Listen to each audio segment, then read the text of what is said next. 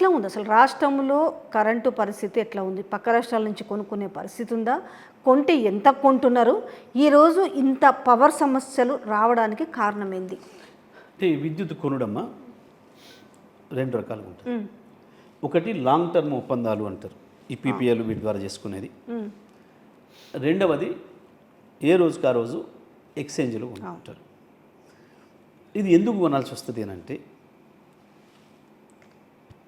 ఇవాళ మీకు ఇప్పుడు హైదరాబాద్లో ఈ సమయానికి దాదాపు ఒక 2000 మెగావాట్ల డిమాండ్ ఉంది. ఇప్పుడు కొంచెం మబ్బులు ఉన్నాయి కాబట్టి 2000 ఉంది. మీకు మధ్యాహ్నం వరకు ఎండ వస్తుంది తీవ్రంగా, 100, 200, 300 పెరుగుకుంటూ పోతుంది.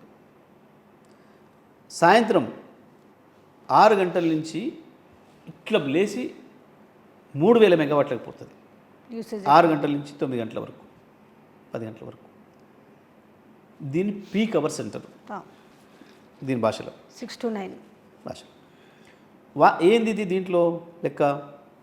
మీ ఇల్లుంది, మీరు ఇంటికి కరెంటు కావాలని చెప్పి అప్లికేషన్ పెట్టినప్పుడే మీరు దాంట్లో రాస్తారు. చాలామంది చూడంగానే ఆ అప్లికేషన్లో మీకు ఎన్ని స్విచ్లు కావాలి, ఎన్ని స్విచ్ బోర్డులు అంటే ఎన్ని స్విచ్లు కావాలంటే ఎన్ని లైట్లు కావాలి, ఏ లైటు ఎంత కెపాసిటీతో కావాలి, ఎన్ని ఫ్యాన్లు కావాలి, ఎన్ని ఏసీలు కావాలి, ఫ్రిడ్జ్ కావాలి, టీవీలు కావాలి, మిక్సర్ గ్రైండర్ ఏదో అంటారు అవి కావాలి, ఇప్పుడు వాషింగ్ మిషన్ ఏదో అంటారు ఉంటారు కదా, ఇన్ని కావాలి అని మీరు పెట్టుకుంటారు అప్లికేషన్. నాకు ఇన్ని యూనిట్లు కావాలి మొత్తం కలిపి పెట్టుకుంటారు. ఓకే, ఈ ఇన్ని యూనిట్లు మీకు 24 గంటలు మేము అందుబాటులో పెట్టాలి. ఓకే, మీరు ఏ టైంలో టీవీ ఆన్ చేసుకుంటారో మాకు తెలియదు, ఏ టైంలో గ్రైండర్ స్టార్ట్ చేస్తారో మాకు తెలియదు, ఏ టైంలో ఏసీ వేసుకుంటారో తెలియదు, ఏ టైంలో ఫ్యాన్ వేస్తారో తెలియదు, లైట్లు ఎప్పుడు వేస్తారో తెలియదు. సపోజ్ మీరు మధ్యాహ్నం డోర్ లాక్ చేసుకొని పోతారు, ఒక్కటి కూడా వాడరు ఎక్సెప్ట్ ఫ్రిడ్జ్. మరి మీకు 50 యూనిట్లు కావాలని చెప్పి మీరు అప్లికేషన్ పెట్టుకున్న వాళ్ళు ఆ టైంలో 5 యూనిట్లు కూడా వాడరు. మీరు సాయంత్రం ఇంటికి రాగానే మొదలైతేనే ఉంటుంది 10 యూనిట్లు, 15, 20, 30, 50 ఒక దశలో పీక్లో వాడతారు.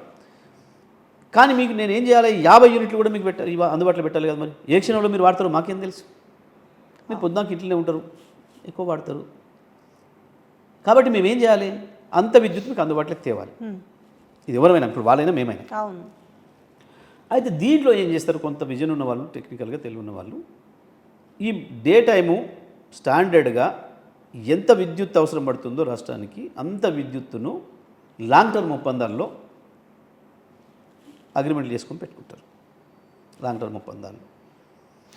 ఇక సాయంత్రం పీక్ అవర్స్లో 6 గంటల నుంచి 10 గంటల వరకు, పొద్దున 5 గంటల నుంచి 9 గంటల వరకు, ఈ 8 గంటలు టెంపరీగా ఎక్స్చేంజ్లో కొనుక్కుంటారు.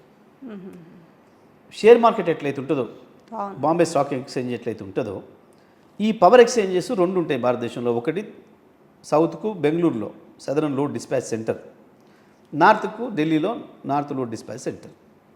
మీకు ఎంత కరెంట్ కావాలనేది మీరు రేపు సాయంత్రం 6 గంటలకు అవసరం ఉంటే ఇలా సాయంత్రం 6 గంటల లోపే మీరు దానికి ఇంటెంట్ పెట్టుకోవాలి.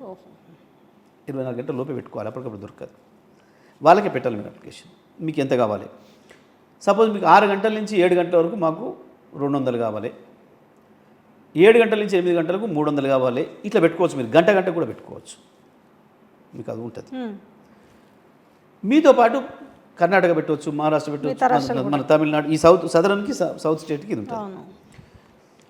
అయితే జనరేటర్లు కూడా ఎవడోడి దగ్గరనైతే కరెంట్ తయారై చేసేటోడు ఉన్నాడో వాడు కూడా వాళ్ళకే పెడతారు. నా కాడ ఇంత పవర్ ఉంది, ఈ టైం నుంచి ఈ టైంకి అందుబాటులో ఉంది మీకు, ఇవో ఈ ధర అని చెప్పి వాడు కూడా అక్కడ పెడతాడు. వాళ్ళు కేటాయిస్తారు. మనకేముండదు ఇలా పాత్ర. మనం ఎవరు కరెంటు కొంటున్నా కూడా మనకు తెలియదు. మనం 5 రాష్ట్రాలు అడిగింది 2500 ఉంది. సపోజ్ 2500 వాళ్ళకి అవైలబిలిటీ ఉంటేనేమో 2500 మనకు ఇచ్చేస్తారు అడిగినంత. 2000 ఉంది ఉన్నప్పుడు మనం ఏ రేషియోలో అడిగినా ఆ రేషియోలో తగ్గించిస్తారు. 500 అడిగినోనికి 100 తగ్గిస్తారు, 1000 అడిగినోనికి 200 తగ్గిస్తారు, అట్లా ఇస్తారు సమానంగా. మీ అకౌంట్లో పైసలు ఉండాలి, ఎల్సీ ఓపెన్ చేసి ఉండాలి. మీ పైసలు కట్ చేసేసి మీకు ఎవరిని ఇచ్చిండో కరెంట్ వాడిని పంపించేస్తాడు.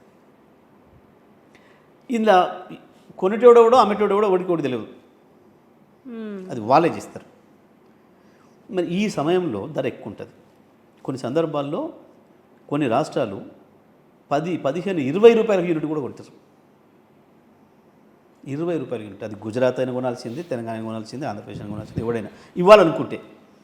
ఈ సమయంలో ఇవ్వలేని వాళ్ళు పవర్ కట్స్ చేస్తారు. ఇవ్వడం ఇష్టం లేని వాళ్ళు, ఇవ్వలేని వాళ్ళు, ఇది ఎందుకు దండగా, ఇది ఇచ్చి మనకి ఎందుకు ఉపయోగం లేదు ఈ టైంలో అనుకుంటే వాళ్ళు పవర్ కట్స్ చేస్తారు.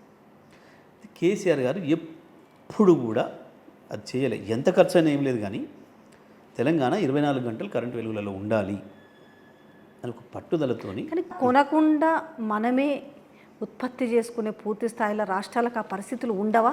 అంటే ఎంతకాలం ఇట్లనే డిస్కమ్ల మీద డిపెండ్ అయ్యకుండా అక్కడ కాదమ్మా. అయితే ఇక్కడ ఒకటి ఏముంటుందంటే, భారతదేశంలో ప్రభుత్వ రంగ సంస్థలతో కొంత ఉత్పత్తి చేసేది. ఈ మధ్యకాలంలో ప్రైవేట్ వాళ్ళు వచ్చిన తర్వాత బాగా ఈ చాలా ప్రభుత్వాలు, చాలా పార్టీలు ప్రైవేట్ వాళ్ళని ఎంకరేజ్ చేయడం మొదలుపెట్టినాయి. అది మన కేసీఆర్ గారికి ఇష్టం లేకుండే. అది ఎప్పటికైనా మంచిది కాదు. మొత్తం ప్రైవేట్ వాడి చేతిలో పోయింది అనుకోండి, ఈ ప్రైవేట్ వాళ్ళు 5-10 మంది ఉంటారు, అందరూ కలిసి 10 రూపాయలకి అయితే యూనిట్ ఇస్తాం, లేకపోతే లేదని కూర్చుంటే మన పని కథం అయిపోతుంది. సిండికేట్ అయితే చచ్చిపోతారు ప్రజలు.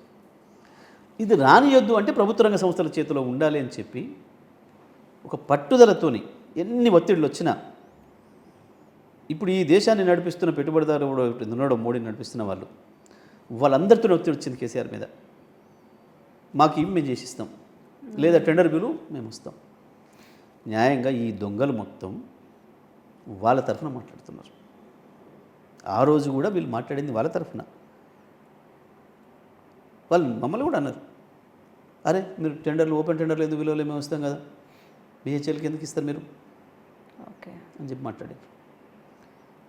వాళ్ళు ఆ ప్రైవేట్ వాళ్ళకు లొంగి దొంగలు వాళ్ళ ప్రయోజనాల కొరకు మాట్లాడారు. ఇప్పుడు ఎంత కొంటున్నారు సార్ ఇంతకి రాష్ట్రానికి కరెంటు? అయితే ఈ లాంగ్ టర్మ్ పీపీఏలు ఈ ఒకవైపు, అది ఈఆర్సీల ధర నిర్ణయిస్తే ఎంత అనేది. ఈఆర్సీల ధర ఎట్లా నిర్ణయిస్తాయంటే అంత ఒకే తీరు ఉండదు. ఒక ప్లాంట్ నిర్మాణానికి ఆ ఏరియాలో ఉండే పరిస్థితులను బట్టి ఎంత ఖర్చు అయింది, రోజు కాల్చే బొగ్గుకి ఎంత ఖర్చు అవుతుంది, జీతాలు వాటన్నిటి మీద ఎంత ఖర్చు అవుతుంది అని మొత్తం లెక్క తీసి ఒక సంవత్సరంలో మొత్తం ఖర్చు ఎంత వస్తుంది, క్యాపిటల్ ఎంత వచ్చింది, రన్నింగ్ రికరింగ్ ఎంత వస్తుంది, వీటిని లెక్కేసి అది ఉత్పత్తి చేసే యూనిట్లు ఎన్ని అనే దాంతో భాగించి ఈ ధర అని చెప్పి నిర్ణయిస్తుంది. ఈఆర్సీ కూడా ఒక శాస్త్రీయమైన పద్ధతిలో చేస్తుంది. దాని ప్రకారం ఈ ధరలు నిర్ణయం అవుతాయి. ఎక్స్చేంజీలో కొనడం అనేది రోజువారీ వస్తుంది. అప్పుడు ఆ నిమిషాల మీద వస్తుంది. సేమ్ స్టాక్ ఎక్స్చేంజ్ లాగా అది ఎస్ఎల్డీసీనే కేటాయిస్తుంది, ధర కూడా వాళ్ళు నిర్ణయిస్తారు. దాని ప్రకారం పోతుంది. పూర్తి పారదర్శకంగా ఉంటుంది. దీనిలో ఎవడు కూడా ఇయ్యాలున్న గవర్నమెంట్ ఏందో చేసిందని నేనంటే కూడా పొరపాటు అవుతుంది. చేయడానికి సాధ్యం కాదు. ఎవరికి దాంట్లో దూరటం కూడా లేదు. అయితే ఆడ ఒకసారి 5 రూపాయలు ఉంటుంది, ఒకసారి 10 రూపాయలు కూడా అవుతుంది, ఒకసారి 15 అవుతుంది. ఈ ధర ఎక్కువైనప్పుడు ఏం చేస్తారంటే కొన్ని రాష్ట్రాల్లో ఇయ్యరు. మీకు ఉదాహరణ చెప్తా. ఛత్తీస్గఢ్ ఉంది. ఛత్తీస్గఢ్లో మిగులు కరెంట్ ఉంది, బయట వాళ్ళకి అమ్ముతారు. కానీ ఆ రాష్ట్రంలో మాత్రం పవర్ కట్స్ ఉంటాయి. ఇయ్యలేరు. 7 గంటల కంటే ఎక్కువ రైతులకు ఇస్తలేరు.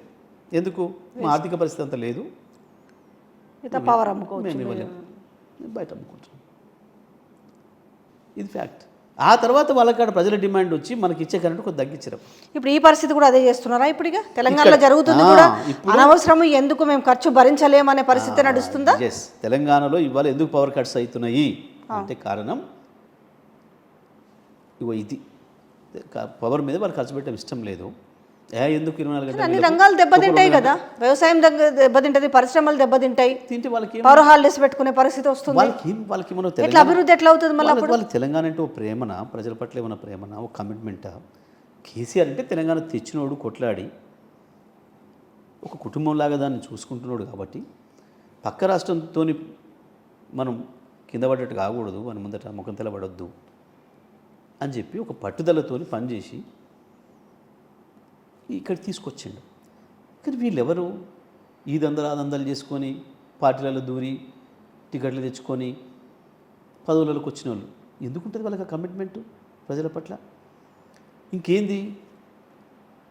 డైరెక్ట్గా మేము పవర్ కట్స్ చేస్తున్నామని చెప్తే ఇజ్జత్ పోతుంది, ప్రజల ముందర పరుగు పోద్ది అని చెప్పి రిపేర్ల పేరు మీద, మెయింటెనెన్స్ పేరు మీద మీరు 10 ఏళ్ళు నేను విద్యుత్ శాఖ మంత్రిగా ఉన్నా, ఒకరోజు ఎప్పుడన్నా మీరు నా నుంచి వినరా?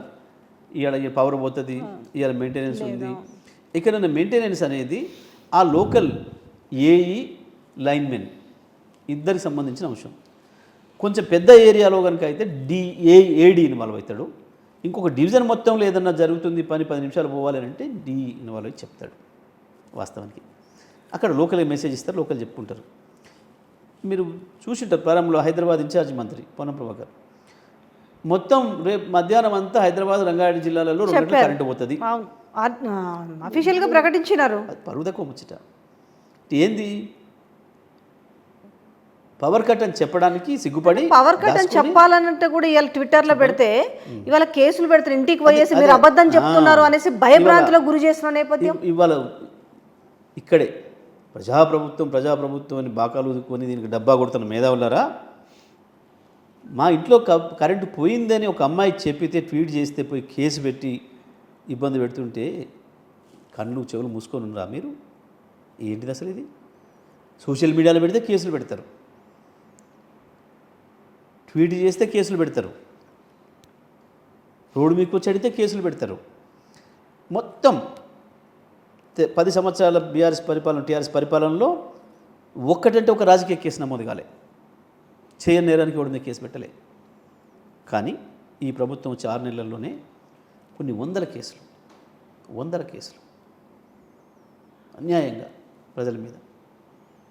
రానున్న రోజుల్లో కరెంటుకి నీళ్ళకి ఇంకా చాలా అంటే ఇప్పటికి కూడా ఏంటంటే వర్షాలు ఒకటి కూడా ఈ సీజన్ జూన్కి వచ్చింది పాపం, అవేంటో స్ప్రింక్లర్లు పెట్టి కొట్టుకుంటున్నారు తడి, ఎందుకంటే విత్తనాలు నాటుకున్నారు. ఒకవైపు చెర్లలో నీళ్లు లేవు, కాలువలలో నీళ్ళు లేవు, బోర్లలో లేవు, బాయిలలో లేవు.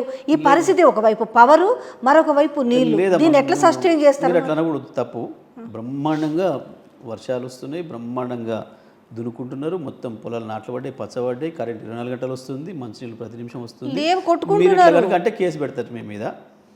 మీరు కనుక ఇట్లా మాట్లాడితే కేసు పెడతారు, కానీ గోసపడుతున్నారు కదా. కాకపోయినా మీ ఇంట్లో కరెంటు లేకపోయినా మీరు మాట్లాడొద్దు. కరెంట్ ఇట్లనే పోతే మళ్ళీ 14 కంటే ముందు పరిస్థితులు కనపడుతున్నాయి కదా, అంటే అనుభవిస్తున్న వాళ్ళకి మాకు కూడా తెలుసు కదా. మీ ఇంట్లో 3 గంటల నుంచి కరెంటు పోయి ఉన్నా మీ కరెంటు మంత్రి ఫోన్ చేస్తే, సార్ మా ఇంట్లో బ్రహ్మాండంగా కరెంటు ఉంది, ఏసీ నడుస్తుంది, నేను హ్యాపీగా ఉన్నా అని చెప్పాలి తప్ప మీరు పొరపాట్లో కూడా కరెంట్ లేదని చెప్పకూడదు. ఇప్పుడు ఆ మెసేజ్ ఇస్తుంది. దౌర్భాగ్య పరిస్థితులకు నెట్టబడుతున్నారు. ఇవాళ ఈ పరిస్థితి ఈ ప్రభుత్వం కల్పిస్తుంది. గొప్ప మేధావులు మేము ప్రజాస్వామికవాదులం, మేము పౌర హక్కుల వాదులం అని మాట్లాడుకున్న వాళ్ళంతా వాళ్ళకు బాకాలు ఎదుర్కొంటే వాళ్ళు వెనకబడి ఎదుగుతున్నారు. చిన్న గింతంత పదవుల కొరకు ఆశపడి, చిన్న పదవులో పెద్ద పదవులు. సరే ఇప్పుడు ఎట్లాగో టాపిక్లోకి వచ్చినామో